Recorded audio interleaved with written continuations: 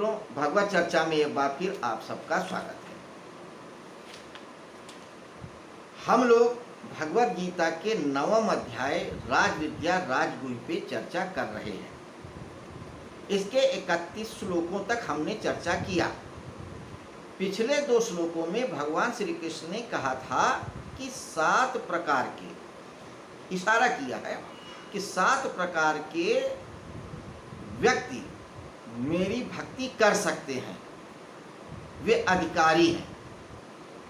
30वें 31वें श्लोक में उन्होंने जो बताया था वो कहा था कि दुराचारी से दुराचारी, बात उन्होंने कहा था कि दुराचारी जो 7 प्रकार के हैं उसमें सबसे नीचे की पायदान पे दुराचारी, जिसके अंदर सारे गुण हों, उसके आचरण में सारी बुराइयां हों, वो व्यक्ति भी अगर पूरे समर्पण से मुझको भजता है तो मुझी को प्राप्त हो जाता है, वो धर्मात्मा हो जाता है। पहला प्रकार। और इस दुराचारी प्रकार के व्यक्तियों के बारे में 2 श्लोकों में चर्चा किया। बहुत महत्व दिया इस बात को कि अर्जुन, तू ये मत सोच कि तू कोई दुराचार कर रहा है, तू कोई गलत बात कर रहा है, तू कोई पाप कर रहा है। कुछ गलत नहीं कर रहा। अगर कर भी रहा है और तू मेरे को सब कुछ समर्पित कर दे रहा है तो तू सारे दुराचारों से बच जाएगा, ये निश्चय जान।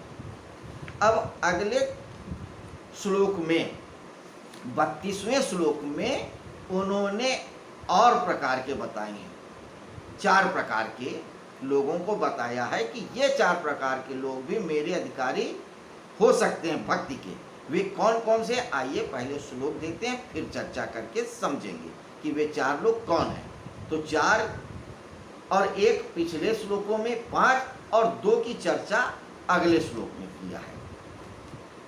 तो आइए अब हम इस श्लोक में आते हैं 32वें श्लोक में। 32वां श्लोक कहता है कि माम ही पार्थ व्यपाश्रित ये अपि स्यु पाप योनिया स्त्रियों वैश्यस तथा शूद्रास्ते अपि यान्ति पराम गतिम। माम ही पार्थ व्यपाश्रित ये अपि स्यु पाप योनिया, हे प्रथानंदन, जो भी पाप योनियों से वाले हों तथा स्त्रियां वैश्य और शूद्र हों, वे भी मेरी शरण में आकर के परम गति को प्राप्त हो जाते हैं। पाप योनि वाले, पिछले श्लोकों में कहा था दुराचारी। दुराचारी वो हैं जो मनुष्य योनि में तो हैं लेकिन आचरण उनका सही नहीं है, बड़ा स्वार्थयुक्त है, दूसरों के प्रति हिंसापूर्ण है, दोषपूर्ण है, वे दुराचारी हैं। उनको पहली कैटेगरी रखा। क्यों रखा? बात पहले क्यों क्या कि दुराचारी व्यक्ति के पास ये मौका था कि वो जन्म मृत्यु के चक्कर से बाहर निकल जाए, नर से नारायण हो जाए, लेकिन वो खो दिया। तो समझ लो कि वो सबसे गिरा हुआ व्यक्ति है, मूर्ख है।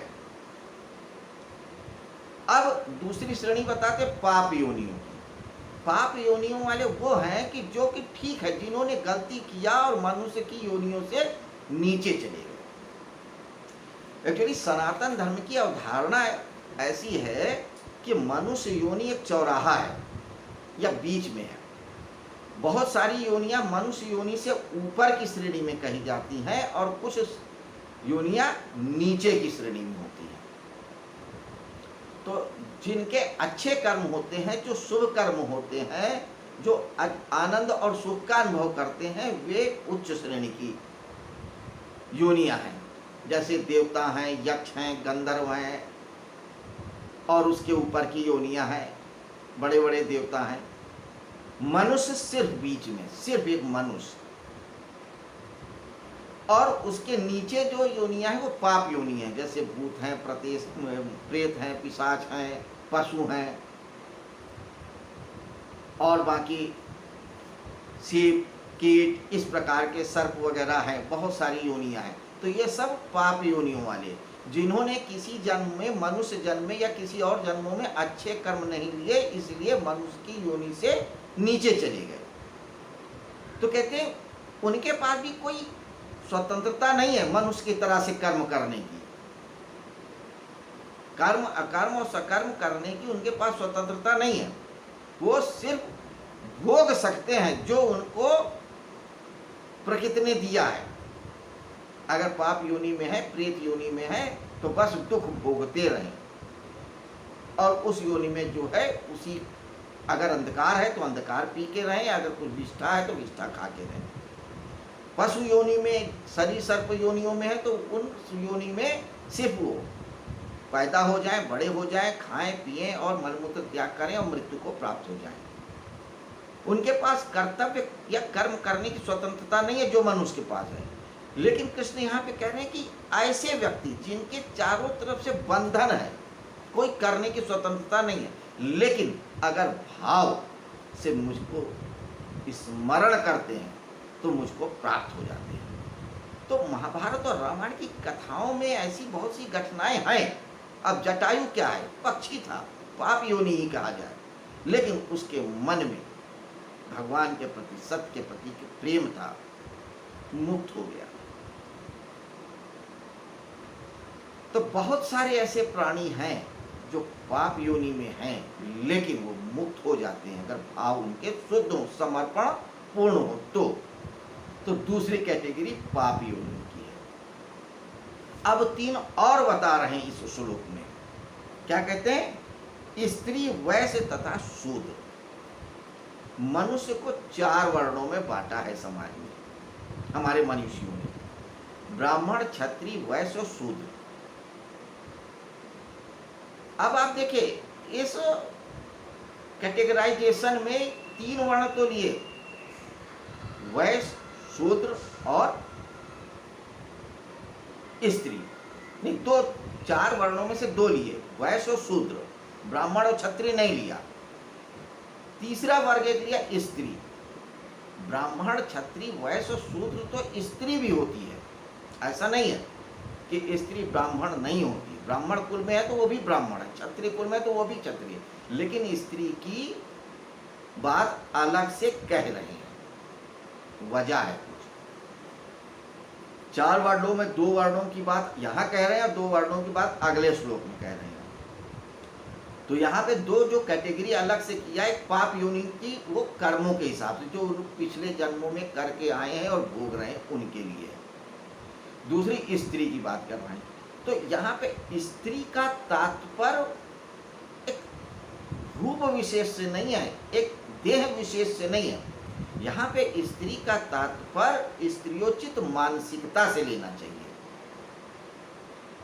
कोई पुरुष अपनी मानसिकता से स्त्रियोचित हो सकता है, वैसे ही चाल ढाल, बातचीत, व्यवहार, सब कुछ वो स्त्री ही है। जैसे महाभारत में बृहन्नलता थी, शिखंडी थी, तो पिछले जन्म में थी, खैर, लेकिन जो पुरुष देह में है लेकिन बात, व्यवहार, बोली बाणी स्त्रियों जैसी है, उसको भी स्त्री मानो। और जो स्त्री पुरुष की तरह से है उसको पुरुष जानो। मानसिकता की बात है, उसके कैरेक्टरिस्टिक की बात है, उसके टाइप की बात है। तो स्त्री और पुरुष मनुष्य के टाइप हैं, देह नहीं है। देह तो आवरण है, वो एक अलग बात है। उस टाइप में एक विशेष प्रकार की देह मिलती है, उस टाइप के में एक विशिष्ट प्रकार की देह मिलती है। यहाँ पे एक मानसिक टाइप की बात हो रही है। तो कृष्ण जो बात कर रहे हैं स्त्री और पुरुष की नहीं कर रहे हैं, वो बात कर रहे हैं टाइप की, जो स्त्रैण मानसिकता के लोग हैं। लोग गलत अर्थ ले सकते हैं या लेते आए हैं कि नहीं, स्त्री की बात कर रहे हैं, कृष्ण जैसी चेतना भी स्त्री को अलग रखती है, उसको मनुष्य नहीं मानती, पुरुष नहीं मानती। नहीं, यहाँ भूल होगी। कृष्ण टाइप की बात कर रहे हैं, कोई स्त्री जो गुण है, तो जो स्त्री का गुण रखने वाले जीव हैं, मनुष्य हैं, चाहे वो स्त्री के स्वरूप में ही हो, फीमेल स्वरूप में हो वो, और जो मेल हैं लेकिन फीमेल क्वालिटी वाले हैं, वे लोग वैश्य और शूद्र भी अगर स्मरण कर लेते हैं तो मुझको प्राप्त हो जाते हैं। अब इसको थोड़ा विस्तार से समझिए। बात स्त्री की क्यों अलग कही? एक्चुअली जो स्त्री की मानसिकता होती है वो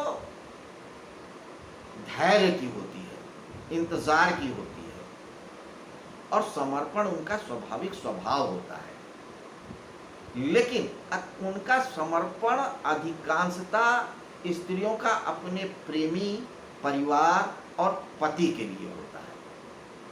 परमात्मा के लिए तो नहीं होता है, बिल्कुल नहीं होता, बहुत कम होता है। बहुत कम ऐसी होती हैं स्त्रियां जो मीरा बन जाएं, लल्ली बाई बन जाएं, सहजो बाई बन जाएं, गार्गी बन जाएं, बहुत कम होता है, रेयर। वो स्त्री से, देह से स्त्री रही होंगी लेकिन मानसिकता से पुरुष रही होंगी, तभी परमात्मा की ओर पहुंची। तो स्त्री परमात्मा की खोज पे नहीं जाती है, वो अपने प्रेमी, पति, परिवार, पुत्र में ही परमात्मा खोज लेती है। पति के लिए व्रत रहेगी, पति के लिए खाना बनाएगी, पीना बनाएगी, समर्पण करेगी, फिर बेटे के लिए करेगी, फिर परिवार के लिए, उसी में मर जाती है, कप जाती है। वो कहती है मुझे क्या करना है, मेरे पति ही मेरे परमेश्वर है, मेरा परिवार ही मेरा परमेश्वर है। ये उसका गुण है, उसकी क्वालिटी है। इसलिए कह रहे हैं कृष्ण, इसलिए नहीं करना है कि उसके अंदर क्षमता नहीं है या पुरुष से कहीं इंफीरियर है। बात सिर्फ अपनी चॉइस की है। स्त्री का चुनाव ही नहीं है परमात्मा, परमात्मा सेकेंडरी है।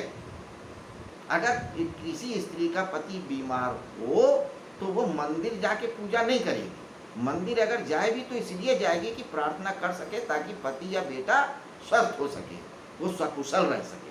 तो उसके लिए परमात्मा की पूजा करना पति और प्रेमी के स्वास्थ्य और समृद्धि के लिए, परिवार की समृद्धि के लिए, उसको परमात्मा से लेना देना नहीं है। इस संदर्भ में बात ये कही गई कि अगर स्त्री भी मेरे प्रति समर्पण कर दे, अव्वल तो करेगी नहीं कि उसको परमात्मा की चाह नहीं, अगर चाह ले तो मैं उसको भी उपलब्ध हो जाऊंगा। अब कहते हैं वैश्य और शूद्र। वैश्य को आप समझिए, ये पूर्व जन्मों के गुण, कर्म और संस्कार आते हैं।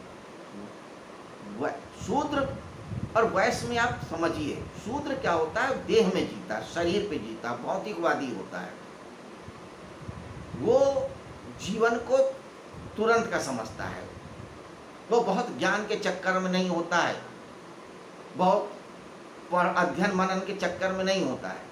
वो ये सोचता है कि हम किसी की सेवा कर दें, किसी की चाकरी कर दें, और अगर सत्य मिलता हो तो उससे ही समझ लें। तो जो शूद्र किस्म का होगा वो क्या करेगा, किसी पंडित के, किसी पुरोहित के जा करके पैर दबाएगा, सेवा करेगा, उसकी आचमनी साफ कर देगा, उसके आसन को जो है धो धा के रख देगा, गुरुजी करेगा, फल मूल कंद लाएगे देगा। वो शूद्र प्रकृति है। वो चाहता है कि जो हमारे गुरु ने तप से, बल से, ध्यान से सालों में इकट्ठा किया, मुझको 2 मिनट में दे दें, आशीर्वाद दे दें और सारा ज्ञान मुझको मिल जाए। वो देहवादी है, वो सेवा करके मेवा खाना चाहते हैं। और शूद्र देह पे ज्यादा ध्यान देता है। तो शूद्र का देह तो स्वस्थ रहेगा लेकिन बाकी चीजों में वो नेग्लेक्ट करेगा। तो कहते हैं लेकिन उसकी, शूद्र की चाहत परमात्मा की नहीं है। अगर है भी तो वो करके अपने कर्मों से पाना नहीं चाहेगा। वो चाहेगा कि सेवा कर दे, कोई गुरु आए और मेरे सिर पे हाथ रख दे, मुझको सत्य मिल जाए, मेरे को मंत्र दे दे, मेरी कुंडलिनी जागृत हो जाए, मैं बदले में उसकी थोड़ी सेवा कर दूं, पैर दबा दूं, चरण दबा दूं, पंखा झला दूं। वो शूद्र है। लेकिन अगर वो शूद्र भी गुरु की जगह मुझको समर्पण कर ले, गुरु को करता है, तो हो सकता है कि वो अविधि पूर्वक पूजा हो, लेकिन अगर विधि पूर्वक मेरे को स्मरण कर लेता है तो मैं उसके पास भी हूँ, उसके लिए भी मेरे दरवाजे खुले। फिर तीसरी कैटेगरी एक बताई, जो दूसरी कैटेगरी कह लें वैश्य की। वैश्य देह के आगे मन तक जीता है। उसके लिए देह उतना महत्वपूर्ण नहीं है। देह के आगे मन, धन, वो धन में, संपदा में, संपत्ति में, मान में, सम्मान में जीता है। कहते देह का क्या है, आज है कल नहीं है। कुआं बनवा दो, बावड़ी बनवा दो, धर्मशाला बनवा दो, सैकड़ों साल तक नाम रहेगा। मन से जी रहा है, धन पे जी रहा है, संपत्ति पे जी रहा है, उसको परमात्मा से लेना देना नहीं है।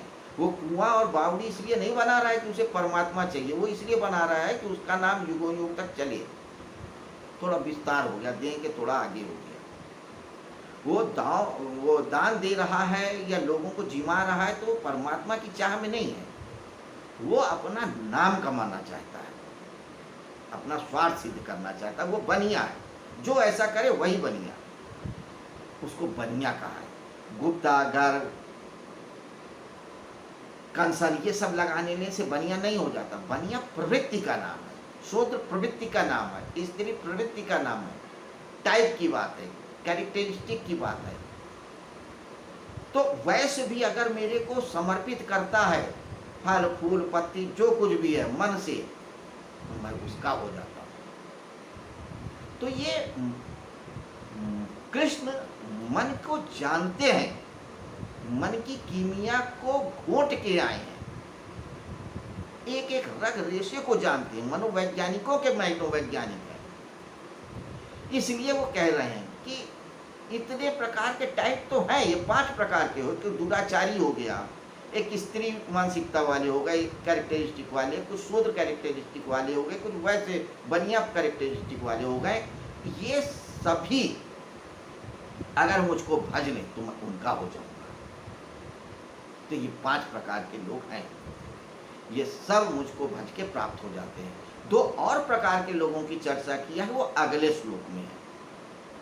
चर्चा लंबी हो जाएगी, इसलिए आज यहीं पे विराम, उस श्लोक की चर्चा कल करेंगे। लेकिन जितने भी प्रकार के मनुष्य हैं, जीव हैं, जंतु हैं, भूत हैं, वे सब इन्हीं 7 कैटेगरी में हैं। दुराचारी, पापी, स्त्री, ब्राह्मण, क्षत्रिय, वैश्य, शूद्र, ये 7 प्रकार। इन 7 प्रकारों में आप किसी न किसी ढांचे में होंगे ही होंगे। तो यानी कि किसी को छोड़ा नहीं, किसी को बख्शा नहीं, सबके लिए दरवाजे खोल रखा है। कहा कि मेरे को पूर्ण समर्पण दो और मेरे जैसे हो जाओ, क्योंकि मैं ही सब कुछ हूँ, जन्मदाता भी हूँ, पालन करता हूँ, संहार करता हूँ। यानी कि मैं वासुदेव सर्वम, वासुदेवा सर्वम।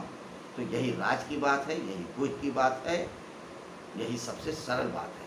तो खैर मित्रों, आज की चर्चा यहीं विराम देते हैं। कल फिर मिलेंगे इसी समय किसी नए श्लोक पे नए तरीके से। नमस्कार, शुभ रात्रि।